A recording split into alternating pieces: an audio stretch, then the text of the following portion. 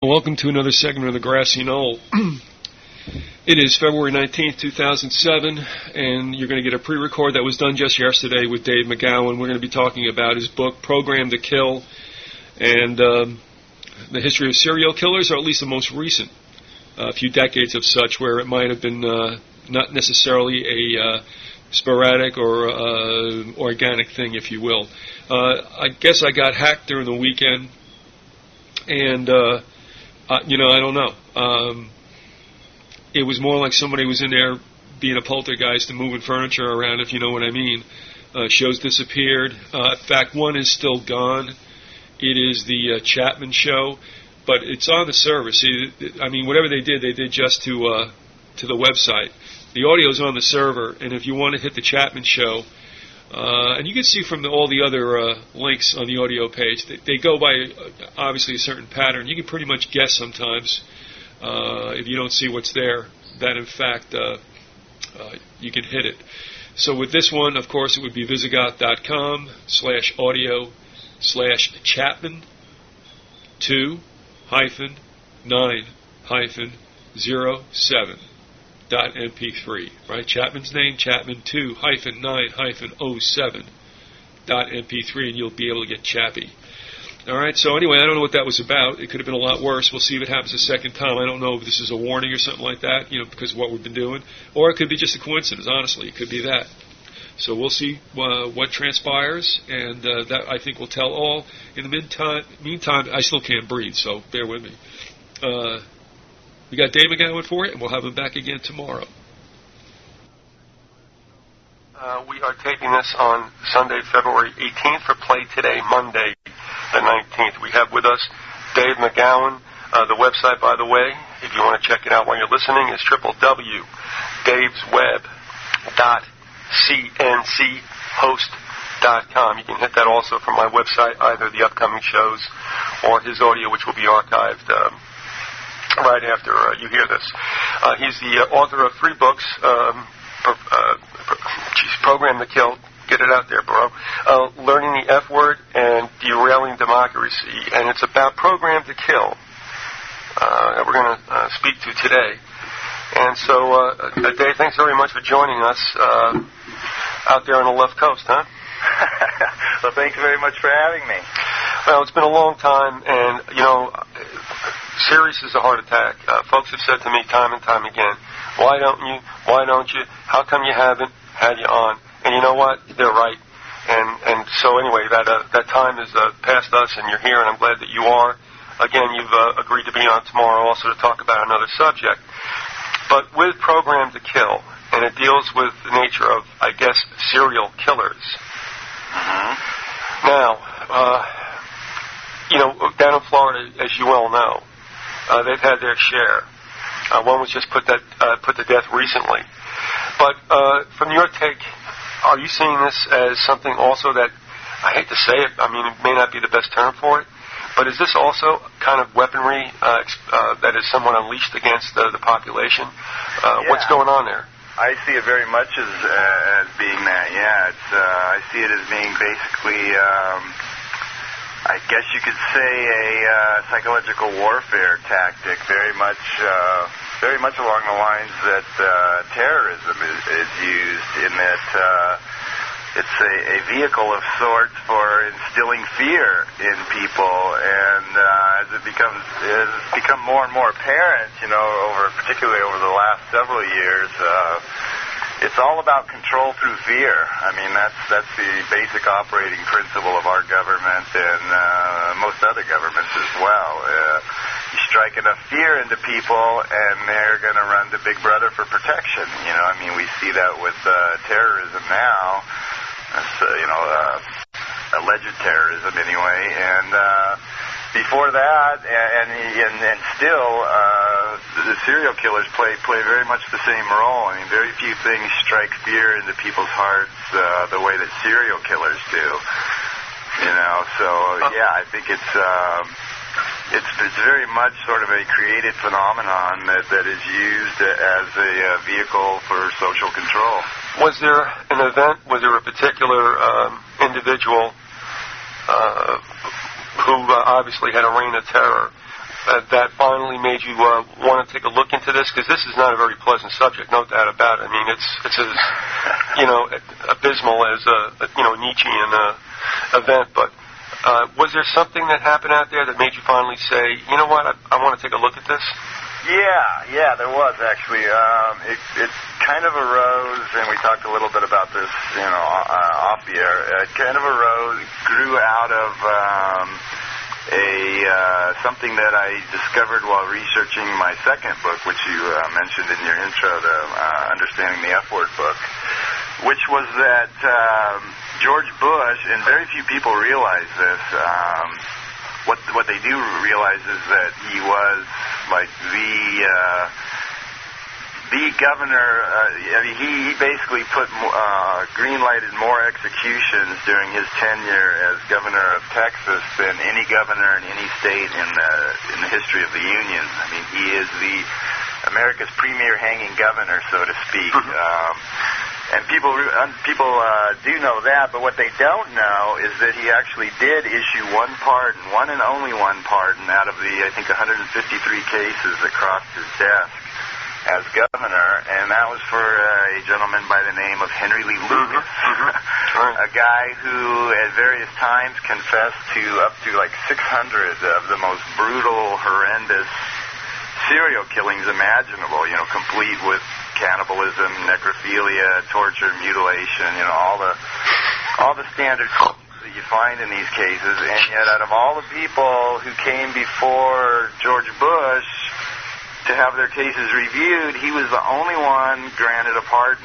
And that definitely piqued my interest. And I included that in the book, and I got a lot of feedback on that from people who said, well, why would he do that? Well, what, do you have a theory about why he would have done that? And at the time, I really didn't. So I decided to look into it, and what I discovered in researching his case was that he had once written a book, or assisted. He was largely illiterate, but he had basically told his story to another gentleman who had put it out as a book, a very obscure book entitled The Hand of Death. And what Henry claimed is that what looked like a series of random killings were actually basically contract killings, that he was killing on behalf of a cult, and that his victims were in fact targeted for specific purposes, and that his job basically was to make them look like random, senseless killings when in fact many of them had specific motives.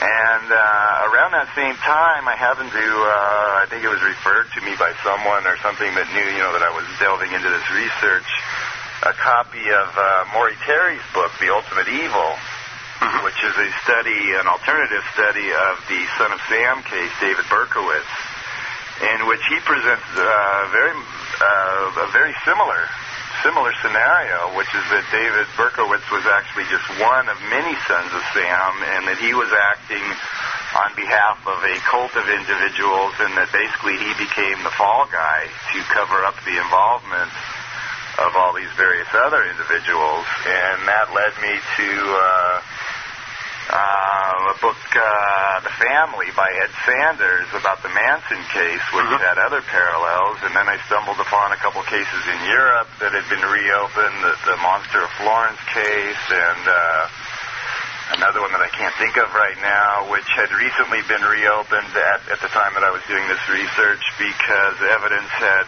surfaced that those killings were not the work of a single individual, but were in fact the work of a cult of individuals. So, I started to realize that there was a few too many of these cases floating about for them to be just sort of isolated cases. So I avidly dove into the serial killer literature, so to speak, and started going through,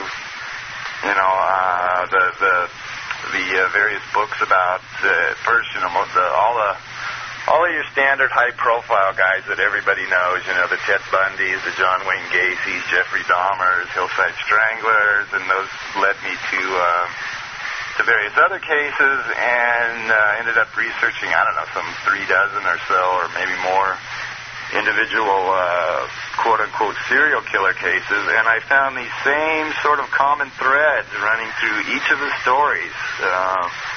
And what I began to realize is that there was a completely different way of looking at this whole serial killer phenomenon than the way that we are conditioned to look at these people. Was kind of a long answer. I like that. That's just funny. But that's basically how the book came about. A lot of people were kind of surprised by it because prior to that, my writings were, I don't want to say more mainstream, but they were not really as far off the beaten path as this book took me. Which, the threads running through that are ones of mind control and satanic cult and occult groups and all this kind of weird stuff that's normally thought of as being kind of the province of right-wing conspiracy theorists, where I have always thought of myself as being solidly on the left. And so it caught a lot of my readers by surprise that I had what they thought was, taking this kind of a change of direction. But, I mean, basically, I just follow the trail wherever it leads. I'm not really afraid to venture, in any direction. A lot of what I find I consider to be disinformation and nonsense. But, the more I looked into this, the more I realized that there was, some pretty solid documentation of a lot of this stuff. And the book, by the way, is drawn from almost exclusively from mainstream sources. This is not a book that's sourced to, posting on conspiracy.com or something like that. This is all information culled from very mainstream books, magazine articles, newspaper articles. It's my belief that you can get a pretty accurate picture of how the world operates from these sources, but it's all about knowing how to read between the lines and sort of mine out the little nuggets of information and connecting the dots. It's really all about pattern recognition and recognizing how these sort of hidden themes run through each of these individual stories. What was your approach like in the book? Did you go ahead and profile certain individuals? Did you approach it that way, or is it a running narrative that starts chronological and ends up decades later? The organization of the book probably isn't the best. It's kind of rambles off in various directions. There's like so much information, so many different threads that I tried to follow. Probably could have used the services of an editor. Unfortunately, I didn't have one available.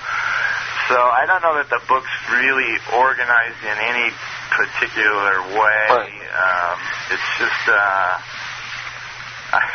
there's a lot of information packed in there, and I don't know. As far as how it's organized, it's kind of I don't know. It makes sense to me. I don't know, maybe it doesn't make sense to some other people, but anyway. Oh, well, no. Obviously, I haven't availed myself of the book, but again, this is a topic, and it's kind of sounds nasty to use the word interesting, but it is interesting, isn't it? It is interesting. Actually, the first section of the book, like the first, 6 chapters, I think, which are organized into the first section, are actually about organized pedophilia and child pornography and various things of that nature, and that sort of segues into the serial killer stuff because there are very, very clear parallels between the two topics. They maybe don't at first seem to be related, and some people are kind of surprised. They're like, wow, I'm 80 pages into this book and there's nothing about serial killers yet. Well, but it all kind of ties in if you just sort of stick with it through the end. It becomes pretty clear that it's all sort of tied in. The book goes into even the parallels between, for example, the John Benet Ramsey kidnapping and the so-called crime of the century kidnapping, alleged kidnapping. I don't believe he ever was kidnapped, but anyway, of the Lindbergh baby. And it covers a lot of ground, and to somebody who hasn't read it yet, it may seem like it's kind of a lot of unrelated stuff, but it actually is all very closely related as you see, as you know, as the book proceeds. It kind of all comes together. Well, let me ask you, because do we have two things at play here? Do we have actual rogues or maniacs that operate on their own? And do we have a situation where we have, and I would say, a serial killer or a personification for serial killers?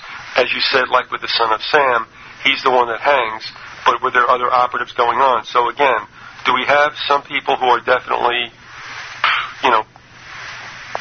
just pathological, like Dahmer, I don't know, or Theo Bundy, who, wreaked havoc down here in Florida? Do we have some people running on their own, and do we have an orchestrated, shall we say, for lack of better words, maybe, network? There is, I believe, a network to some extent, and there's a lot of connections between a lot of these cases that you wouldn't expect to find. In one of the chapters of the book, I actually kind of draw a distinction between what I believe are sort of, I guess you could say, programmed patsies and guys that are very, very likely programmed assassins. Albert DeSalvo being a classic example of the first. His case has recently been reopened, and modern DNA testing and stuff has basically proven that he was not, in fact, responsible for at least some of the murders that he was credited with, and in fact, he probably had nothing to do with any of them. He was never convicted, never even tried for any of the murders, by the way. A lot of people don't realize that, but he was actually never charged, tried, or convicted for any of those murders.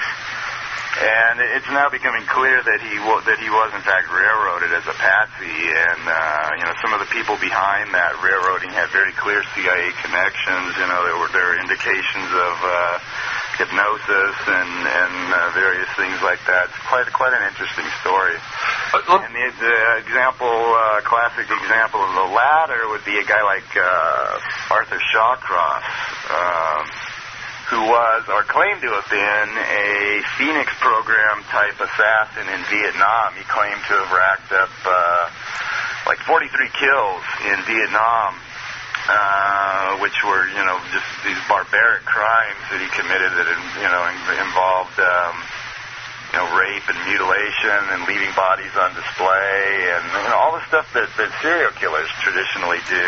And that's very typical of the Phoenix program. In fact, my book postulates that in many ways the serial killer phenomenon, which really bubbled to the surface in the latter years of the Vietnam War, was kind of a case of the Phoenix program coming home, because the Phoenix program was a torture, terror, and assassination in Vietnam that was specifically designed to strike fear and demoralize the Vietnamese people.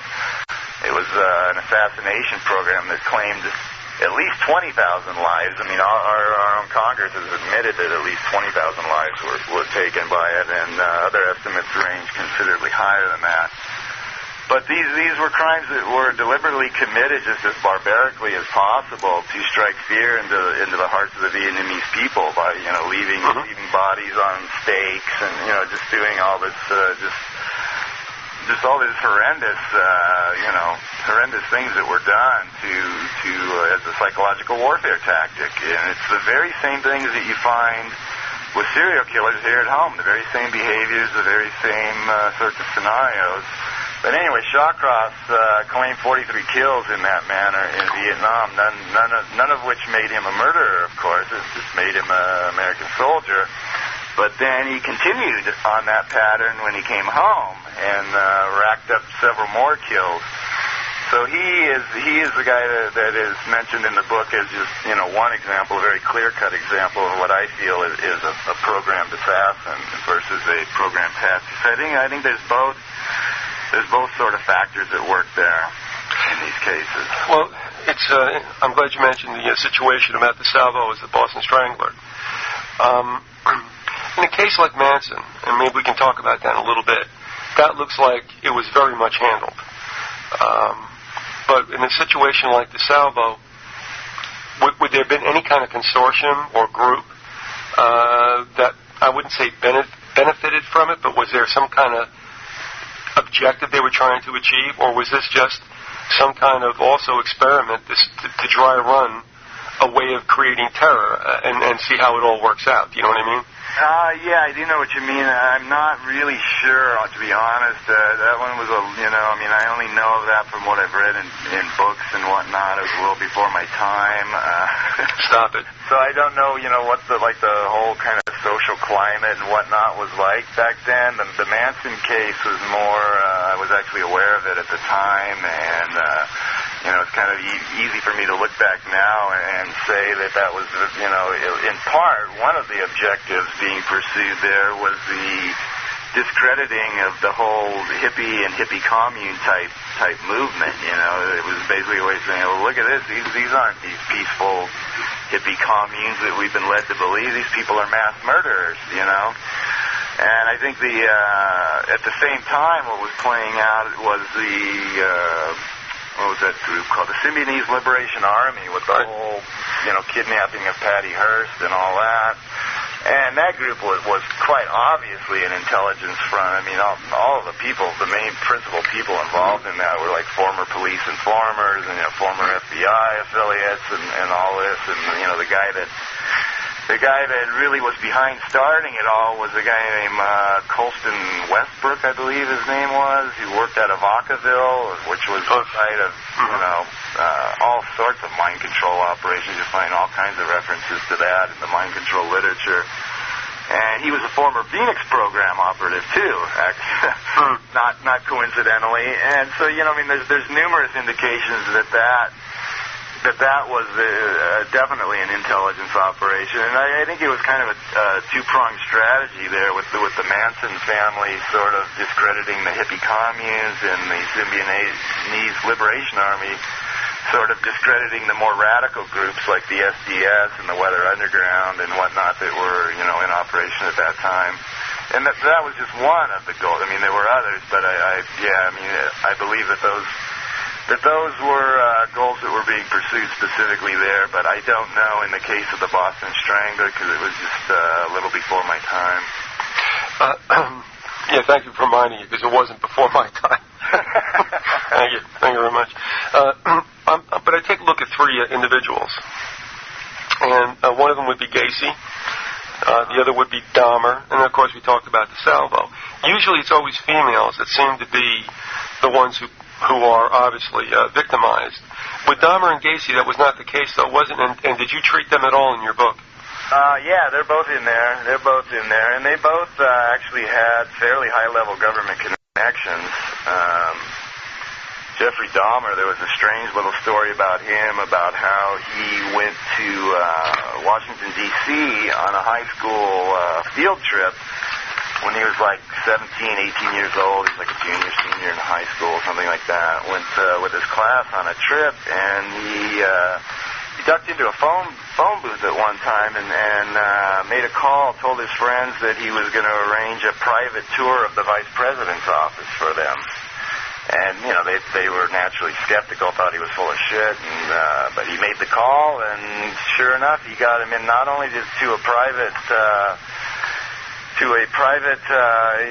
visit to the vice president's office, but also to a private visit to the office of a very high-level columnist, Washington columnist of that time, whose name I can't remember. And, these are the kinds of things, these little tidbits of information that you will find in these people's stories that are never explored. They're just kind of tossed out there as sort of sides and never followed up on, and no one gives any significance to them. But, it's quite obvious that your normal average Midwestern kid going back to Washington, D.C.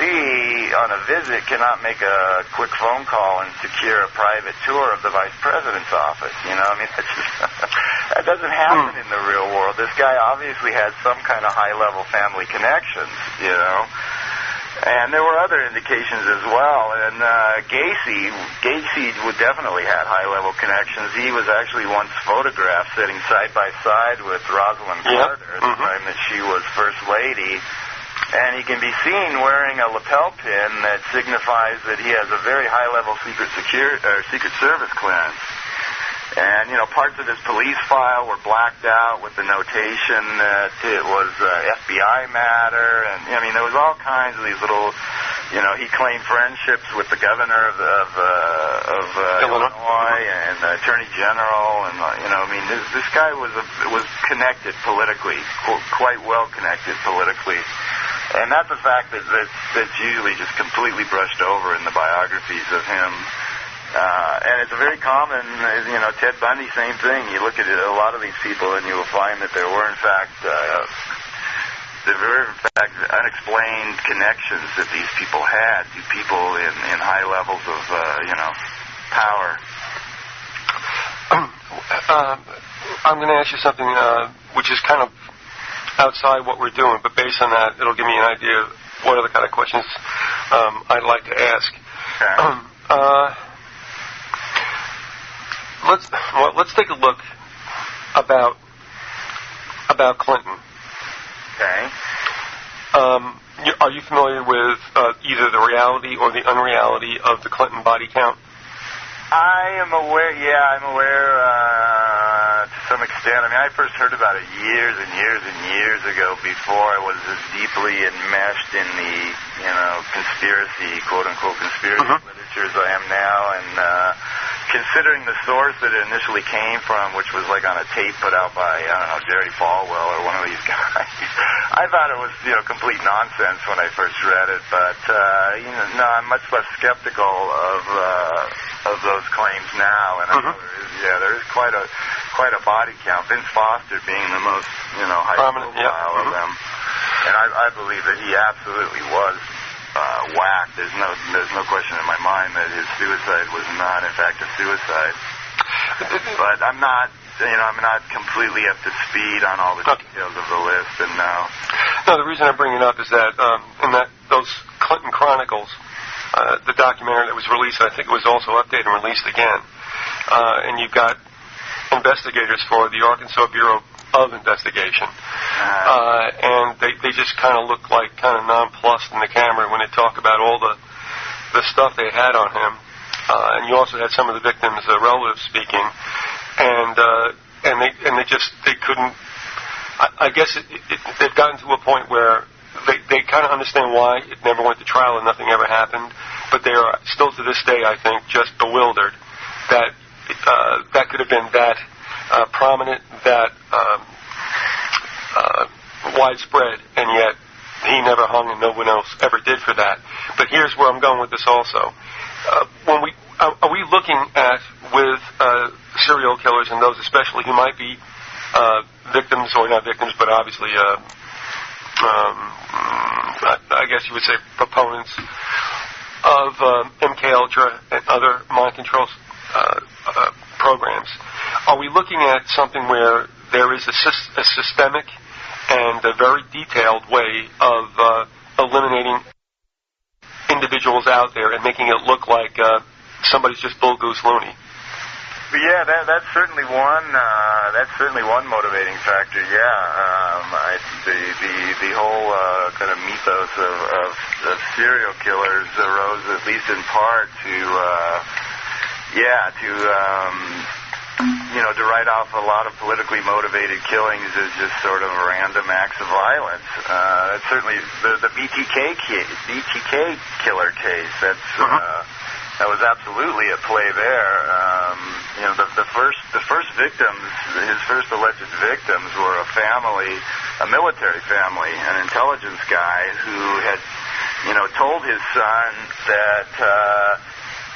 that he was in fear for his life, and they felt he'd been targeted, and he'd given his son instructions on what to do should anything happen to him and all. I mean, this is a guy who knew that his life was on the line, and he was deeply involved with intelligence operations and whatnot, and sure enough, the whole family got wiped out. And then they sort of tacked on these other random killings of women that had absolutely nothing to do with the initial taking out of this family. I mean, the entire family pretty much, with the exception of one son, I think, was taken out. And, the surviving son has said that he just doesn't buy the single assailant scenario. He said just absolutely would have been impossible. You know, his father was a trained commando. He knew martial arts. He had weapons in the house. His wife was a judo instructor. The two kids knew judo. They had a guard dog on the premises that everyone agreed was vicious and fiercely loyal, would not have allowed anyone in that house that, he didn't think belonged there. And, the kid had said there's just no way that one guy walked into my house and took out my whole family. There's just no way that could have happened. My dad, was on the lookout to begin with. He was already looking over his shoulder. He was a tough guy. The rest of the family was trained. They were armed. There's no way. So, there's no question that family was basically taken out in some sort of paramilitary operation, and then they later just tacked on the deaths of all these women with completely different MO, had absolutely nothing to do with it, and said, oh, look, this is just a string of serial killings, that's all it is. So yeah, that's certainly one of the motivating factors behind the whole serial killer phenomenon, is that it allows politically motivated killings to be just sort of, hidden, swept under the rug, and nobody takes another look at them because, they're just random acts of violence. Before we go any further, I want to tell you that with Dave McGowan, the website is www.davesweb.cnchost.com. As we said, he is the author of Program to Kill, Derailing Democracy, and I apologize for butchering the other one, which is Understanding the F Word, which I said was Learning the F Word. And you know what that is? It's a horrible, horrible look into my brain, because I learned the F Word, but I never really understood it. So anyway, it's Understanding the F Word. I apologize for that. You were very gracious, but also you've got a whole lot going on that website. So why don't we just take a second and inform people as to what they can find there through a lot of the information that you have compiled. Oh, God, a little bit of everything. And you're not in front of your computer, are you? What's that? You're not in front of your computer, are you? No. like most people, or like most, researchers, a lot of my time has been occupied for the last, 5.5 years by 911. Mm-hmm. It is pretty much the seminal event of my adult life, pretty much. Everything flows from that. I mean, everything in our world today is justified on the basis of 911. The wars, the clampdowns on civil rights and privacy rights and due process rights, and on and on and on. Everything is based on the fact that it's a supposed reaction to legitimate responses to 911. But if 911 wasn't what they tell us it was, then all of that needs to be reevaluated, obviously. So it's a very important issue, and it's one that I'm not going to let go of. Some people have said it's been 5 years, we haven't gotten through to anyone yet, it's not going to happen, which is probably true. Well, maybe not. Okay. Kennedy assassination is 45 years old now almost, and we still haven't gotten to the truth of that. So. But I, for one, aren't going to give up on it. But there's a lot. I mean, there's a wide range of issues that's explored on my website, in my newsletters. Just kind of whatever catches my interest on the news. I branch out in various directions and follow various trails and see where they'll lead. So you never know what you might find on my website. There's a lot of sordid weirdness on there. Well, I mean, all of it documented, though. I mean, I'm documented weirdness. I consider myself to be a pretty careful researcher. I don't just grab onto any source that I find because it happens to support an idea that I have. I mean, I try very hard to only present what I think that I can document fairly well. Well, first and foremost, though, you do have the Center for an Informed American newsletter. Uh-huh. Now, is that something that you will disseminate from those who do request it from you? Yeah, I have a subscription service for it, and they are also posted on my website for those who, some people are very leery of subscription lists, which I can't really blame them in this day and age. You know, everything you do is pretty much tracked and monitored, so...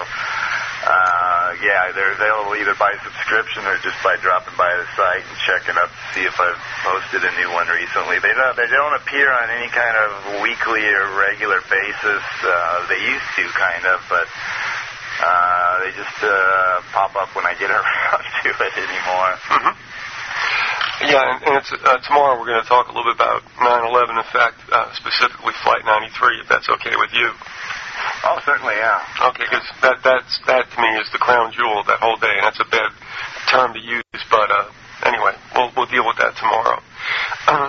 Going back to the premise about which we're speaking today, and that is serial killing and such, I don't know that you treated this, and I'm going to ask you about it, because this to me seems to be an example of, unfortunately, a number of people being executed to perhaps cover up one particular hit. Did you cover this, or if you did not, do you have any opinion on what in the world that bizarre situation with Malvo and Williams, the DC snipers, were all about? I did not cover. The book was actually released before, right? Mm-hmm. Before that case. I did cover it on my website in a series of, I don't know, probably like 5 or 6 posts. I covered the shootings as they were going on, and then the first trial of John Muhammad. I think I did not. I had moved on to other things by the time the other guy, the kid, went to trial. Mm-hmm. But there were serious irregularities and questions. That case was just downright bizarre. You know, I mean, you had the police chief going on national television to deliver this bizarrely cryptic message, which sounded very much like a post-hypnotic suggestion, you know, and which was immediately followed by the two of them found sleeping in their car, you know, taken into custody without a fight, and there was just, there's a lot of weirdness, you know, where the gun came from, and just, I don't immediately recall all the details, but that's all freely available on my website for anybody that wants to look at that. And that's actually kind of a good introduction to the kind of material that you find in the book. So if you want sort of a free preview, go to my website and pull up that series of, I think, probably about six posts, I believe, maybe more, maybe less, I don't know. And you read through those, and if you find that of interest, you will probably very much like what the book has to offer, I would say. We're talking, when you were saying about the 6th post, are we talking about the newsletter? Yeah, the newsletter. I'm going to hit it right now. All right, it's June 26, 2002. All right. Well, I'm not sure that's it, but that's okay. They know they can go there for it. Well, what I wanted to ask you about it was this.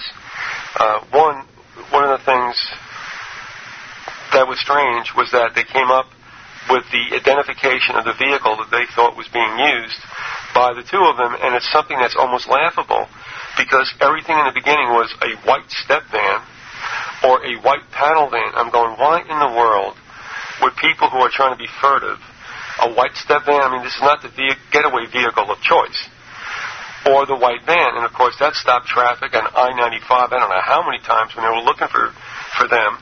And then also, when Harry was with the show, we were talking about this as it was happening. When you find out what kind of car they had, when you find out that the back seat was missing, and it was kind of it was a little bit of a dilapidated car. Yeah. Well, we were talking about this because coming from Jersey, the little nasty secret and the joke in Jersey is you don't have to travel more than like 5 miles on the turnpike or any of the U.S. highways without seeing, two black guys being jacked out of a car, you know what I mean, and the cops going through it.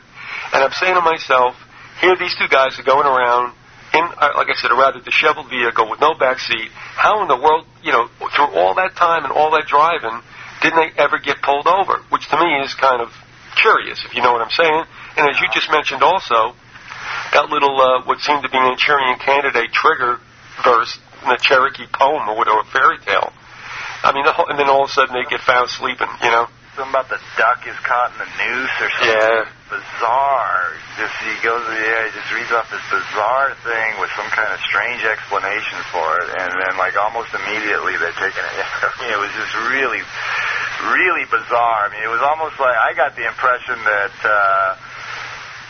they, whoever was in the controllers or whoever was in charge of this operation had felt that they had lost control of their charges and needed to rein them in or something. So they had this guy go on and read this. I mean, what sounded an awful lot to me like a post-hypnotic suggestion, and to a lot of other people. Well, even people that aren't into the conspiracy, thought that was just really bizarre.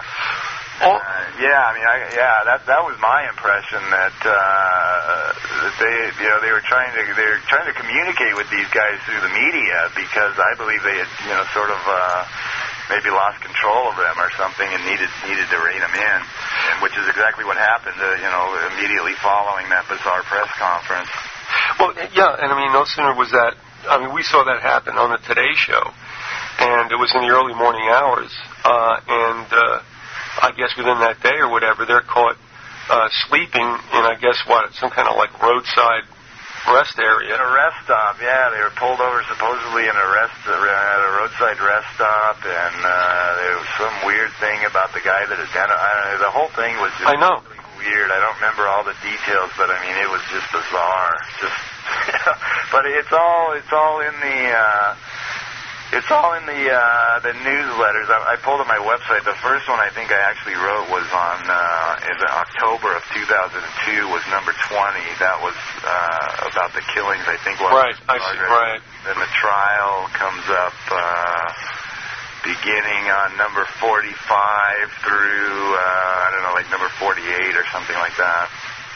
Yeah. And, I covered all of that weirdness, but it's been quite a few years now, so I don't remember all the details, but there was certainly no shortage of weirdness in that story, yeah. I mean, the whole thing just absolutely reeked. And I believe that one of the victims, if I remember correctly, was involved in some kind of a counterintelligence analyst or something like that. That at the time there was some kind of controversy brewing over. I don't know if that's when all the dust up over the falsified, Iraqi intelligence was in the news. Mm-hmm. But there was something going on, and one of the victims I remember was like a female. What's that? Was she a female? Yeah, it was a woman. She was some kind of counterintelligence analyst of some sort. Just happened to be one of the victims. Yeah. So yeah, there was a lot of the same strands running through that story as through the ones in my book. So it didn't make the book, but it did make the website. So I guess that's better in a way, because anybody can pull them up anytime they want, and check it out, and see if it's something that you might be interested in pursuing further. In the research that you did, I don't know how far back you went.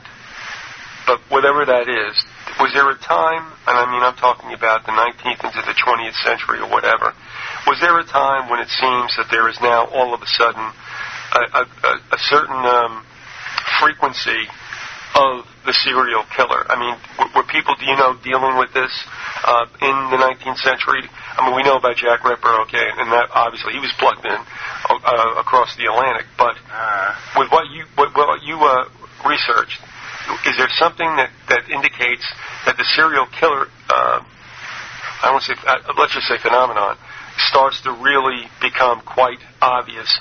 Are we looking at it in the 19th century, the 20th century, the latter half of the 20th century, especially post-World War II? What about that? The modern serial killer phenomenon, so to speak, and this is covered in the book. You know a lot about the book, actually, more than most people. I guess I should just... Sometimes the magic works, and sometimes it doesn't. Yeah. It actually began in the late 60s, early 70s in the San Francisco area. Mm-hmm. there was just sort of this explosion.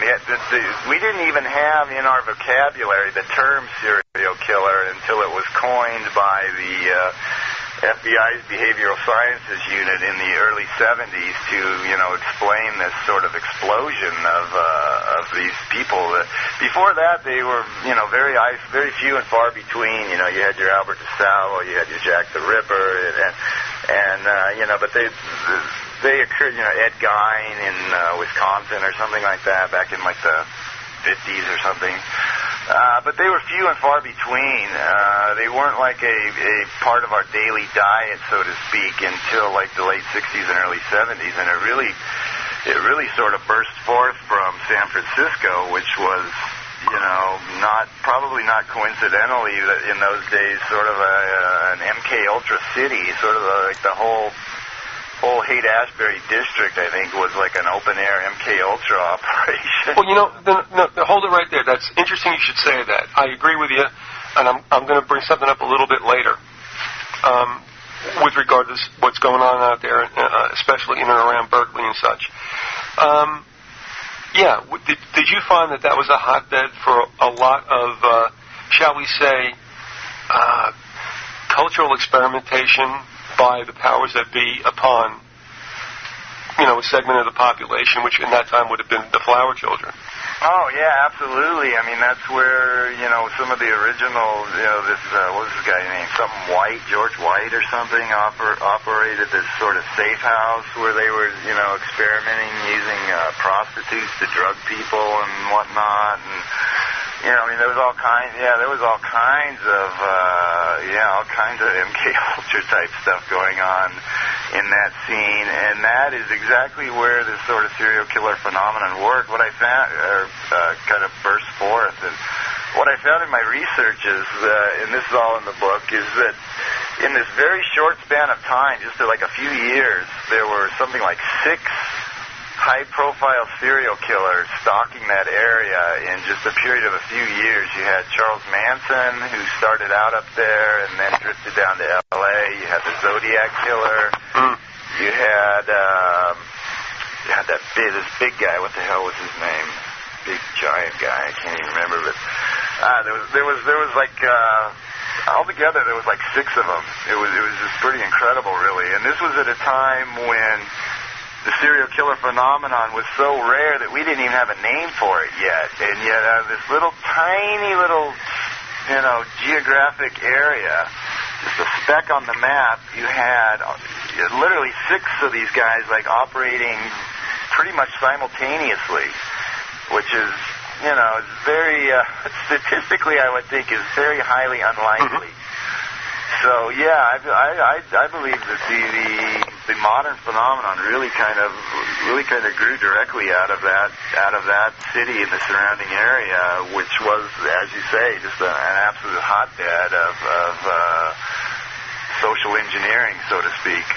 Yeah, let me run this by you. One of the things I've been thinking about lately, I guess probably prodded most, and that's a good verb to use when I say about Hunter S. Thompson's death.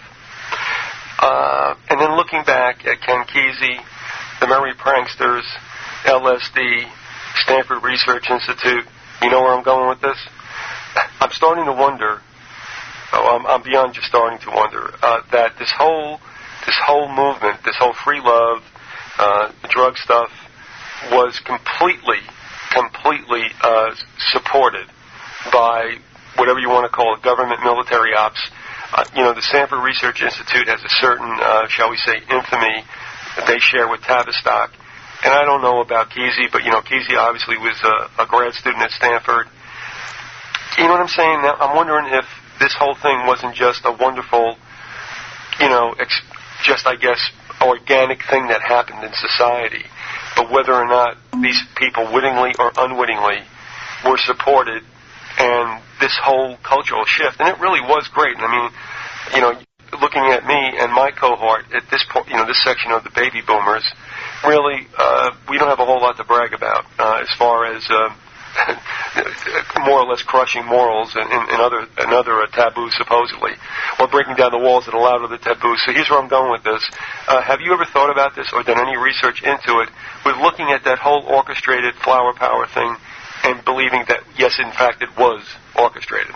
I believe very firmly that it was. Yeah, I believe the whole thing was controlled, and that was kind of a hard thing for me to come to grips with. Yep. Because I actually sort of came of age in the 70s, but I always sort of considered myself a decade, that I should have been born a decade sooner, because I'm much more closely identified with the 60s, And when I was in college, my music selections were like the Doors and the Beatles, Jefferson Airplane and all that. I mean, I always felt myself sort of a child of the 60s that came along 10 years too late, and my idols were, Timothy Leary and Ken Kesey and Hoffman and Abby Hoffman and Jerry Rubin, all these kind of guys, and I've come around to a much different line of thought in maybe the last 10 years or so, and it's very difficult for me to not believe that the whole thing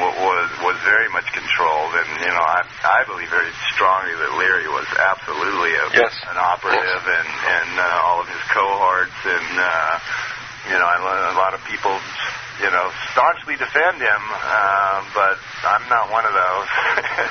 And I think that it was very, very, very much a controlled movement, very much. I mean, I look at Woodstock as sort of an open-air MK Ultra project, where all this free LSD was, just like thousands of hits of LSD, mostly bad LSD, was just circulating openly. And when does that happen? When do people go around giving away thousands of doses of some drug? It's just... that whole scene in retrospect now, many years after the fact and with much research under my belt, I view much, much differently than I did in my younger days. Much differently. Yeah, we have to be honest, I think, and to realize that we thought it was happening as a result of, like I said, some kind of organic process, or perhaps even a reaction to, which I think is a really trite excuse, realizing that we were living under the nuclear bomb, where one button push could be the end of all of us. This nihilism, so to speak, that leads to kind of like renegade behavior. But something was going on there. But I think there's lessons to be learned for people today, in that, just as all the kids in the 60s, the hippies and the yippies and the flower children and whatnot, they all thought that they were rebelling against the system, working very much against the system, but to my mind, they were basically being controlled by the system. They were a dissident movement that was very quickly brought under control and kept under control, and I think that's very true today. I think the anarchist movement and the patriot movement, for example, are very much controlled, and same thing. And the people that are in those movements are quite sincere, and they're good people, and they think they're doing the right thing. But I think in many cases they are actually, whether they know it or not, they're working to advance the very agenda that they think they're fighting against.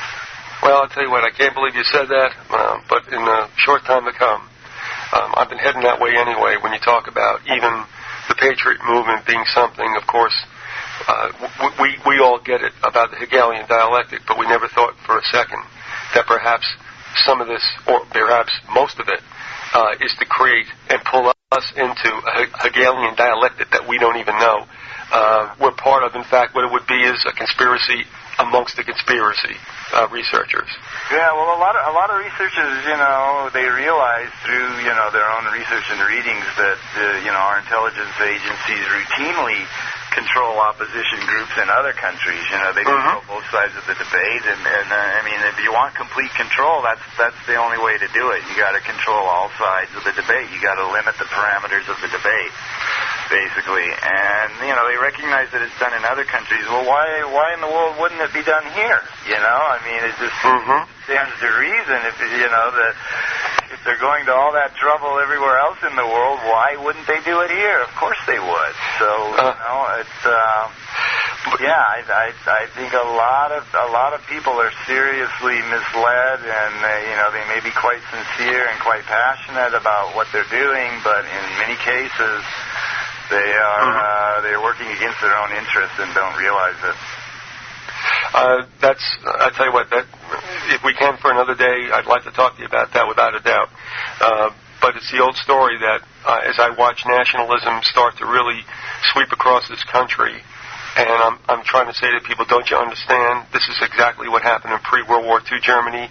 And the whole idea is, and if you'll forgive me, but I mean, if you remember that little segment from Spinal Tap, which when they're trying to explain about, this amp goes to 11. Do you remember that at all, David? Okay. All right, I don't want to sound too crazy, but it's just like, but it's America. And you're like, don't you? No, I know it's America, folks, but don't you understand it can happen here? And it's like, oh, no, this is America. They don't get it.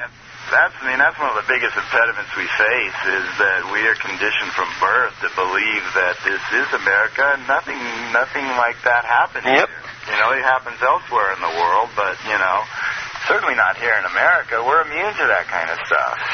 But we're certainly not. No. By any stretch of the imagination are we immune to that kind of stuff. And neither is the Patriot movement in any way, shape, or form insulated, protected against, invulnerable to the same kind of handling. But like I said, for another time, and I thank you for bringing that up. But one last thing before we have to go.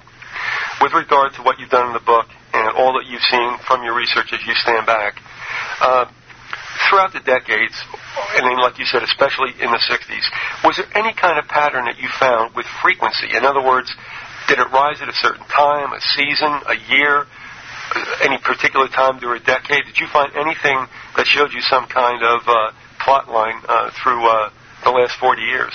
No. Well, I didn't really look at it in that regard. Okay. So, no. I mean, all I can say is I didn't find that, but I didn't really look for it. So I don't know if there is a pattern of that sort there. It didn't really cross my mind to look at it in that regard.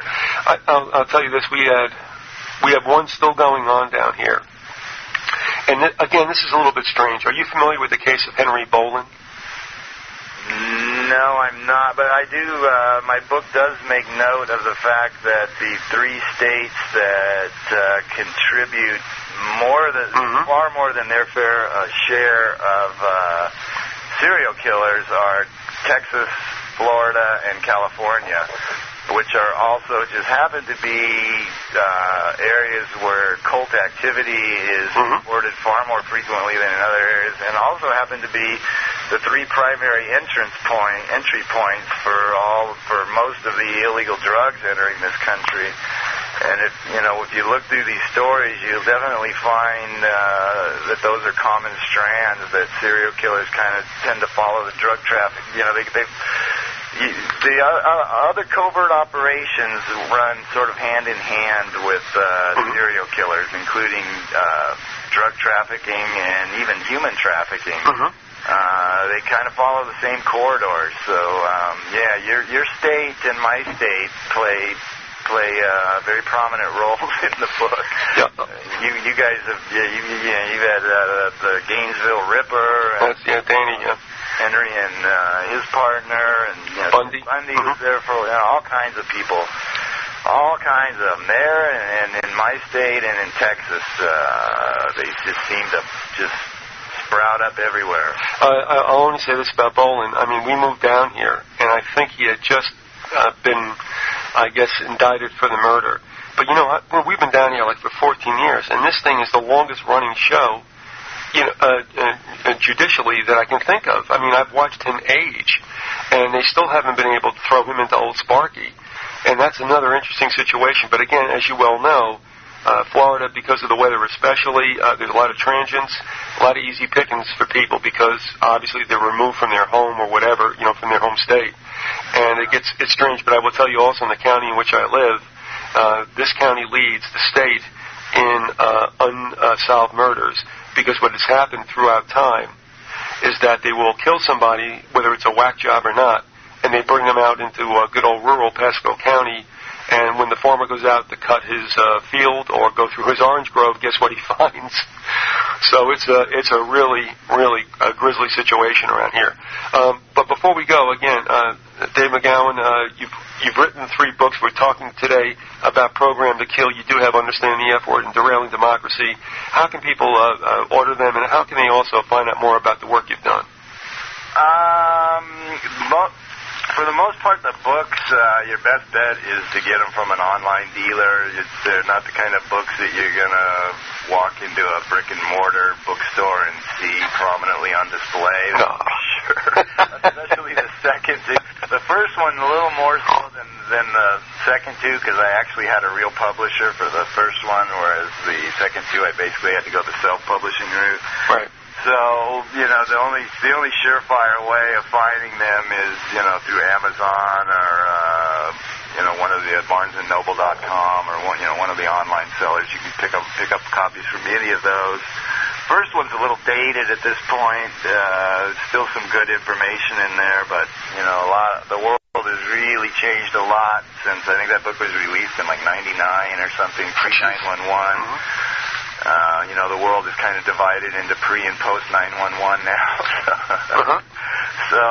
But it's still got some valuable information. But that's really your only sure bet for tracking the books down. And as far as getting additional information, there is you can spend many long days prowling through all the information on my website to get an idea of what I'm all about, and what my leanings are and my writing style and whatnot. I tend to inject a lot of humor, a lot of dark humor, black humor, on the principle that, a spoonful of sugar makes the medicine go down and all that. Because I tend to delve into very, very dark topics, so stuff that a lot of people don't really want to even get involved in, and so I try to sort of lighten the load a little bit as much as possible with a little levity here and there. And, you can get a good taste of all of that from my website, and if you like what you find, then the books are out there. They may not be the easiest to find, but they are out there. Okay. If you will, Dave, stay with us. I'm going to bid the audience goodbye. Folks, you will hear Dave tomorrow, and we'll talk about Flight 93. We'll see you back then, and have a good day.